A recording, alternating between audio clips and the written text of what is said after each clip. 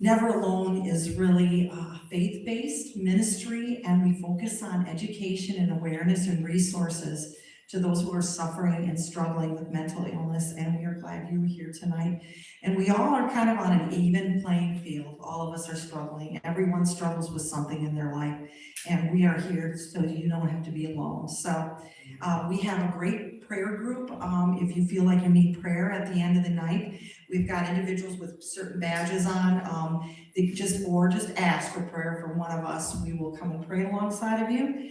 And then afterwards, we do have a gathering where we have some wonderful women have made some snacks for us so we can gather together and talk and share life a little bit together. So grief, the targeted topic is really a natural, deep emotional response to any significant loss, and it's not just death. You can get feelings like sadness and the anger and the shock and the numbness are so common. But alongside these physical symptoms, there's also that focus on your own personal journey as you're walking through grief. Adjusting to a whole change in your reality, involving just acknowledging the loss of someone or something, processing the whole wide variety of emotions that's like a roller coaster you have to go through, and then eventually finding a way how to integrate the loss and move forward. There's no right way to experience grief, and it varies for individuals, time, circumstances. Grief statistics show that like around 40% of individuals bereaving individuals can face major deep depression.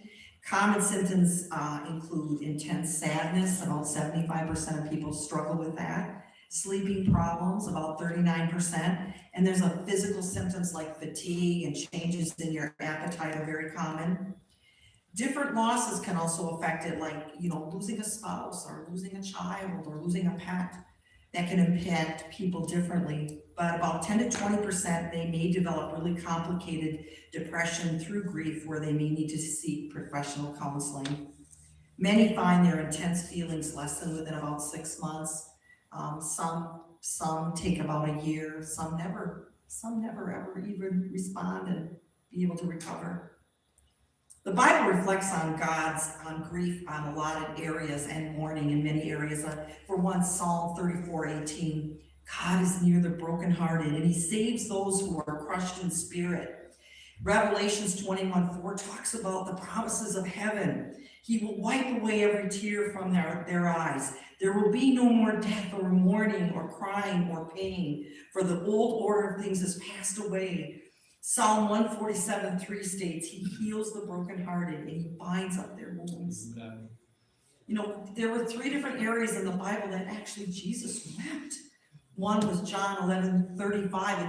It's the shortest Bible verse in the whole Bible, and it states Jesus wept, and that was his friend Lazarus as he was dead. And then soon after that, he raised him from the dead. Luke 19:41 was as Jesus was entering the city limits of Jerusalem, foreseeing the destruction and demise of that city, he wept for the city. In Hebrews 5:7, during the days of Jesus' life on earth, he offered up prayers and petitioned with fervent cries and tears to the one who could save him from death, and he was heard because of his reverent submission. I'm glad you guys are here out tonight here. We're never alone. We have some wonderful testimonies coming forward. And you're never alone. You're never alone. God is always with us, beside us during these struggles.